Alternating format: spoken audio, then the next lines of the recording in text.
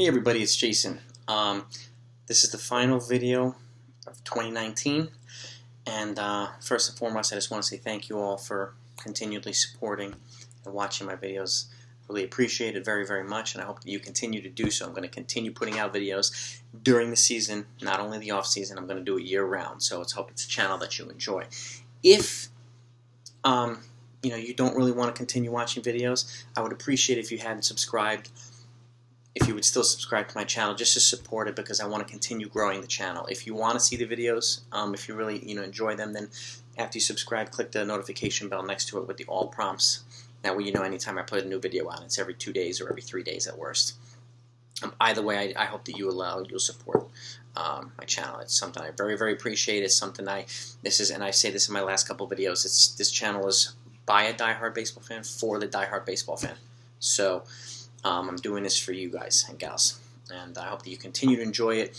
And please click the like button on the videos as well. And again, if you're new to the channel and if you have a channel of your own, let me know in the comments down below that you subscribe, so that way I can give a shout out to you and your channel as well, so that people know about you and know about your channel. It's one of my ways of saying thank you in return. With that said, I want to close out the year. There's been the last couple of free agent signings. Got my trusty book here, so let's go over them.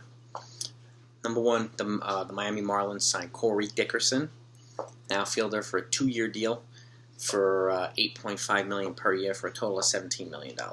They've actually made several incremental signings, so they will be better this year. I'm not going to say they're going to be one of the more competitive teams in the NL East, because the NL East is it's going to be a pretty tough division, especially since most of the teams have gotten better.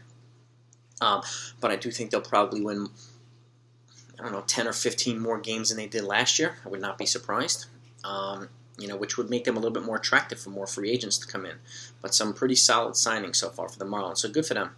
It's good to see the teams that are under 500, bringing in some people to hopefully get better and get over 500 and be more competitive in their division.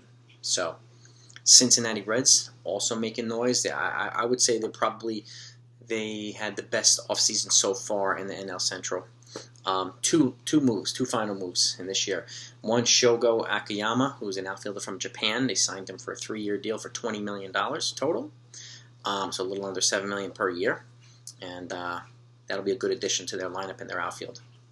He's a very good player. I think he'll translate well to the majors. And Tyler Thornburg, who's a right-handed pitcher. I don't know the details of the deal, but they brought him in as well. So they've made several moves too. They brought in Wade Miley and Mike Moustakas, and now adding in Akiyama. They made several moves on the offensive front and the pitching front. So good for them. It looks like they're going right after the Cubs and the Brewers. So I would keep an eye out for the Reds. And lastly, the Minnesota Twins. Today, they announced the signing of starting pitcher Rich Hill, 1-year deal for $3 million, and Homer Bailey, another starting pitcher, for a 1-year deal of $7 million, both of which have incentives that can make their earnings much more substantial. I like the Twins. I like them all, but I like the Twins' moves. It's reminiscent of the White Sox in 2005 when they won the World Series. They didn't have any unquestionable ace on their team.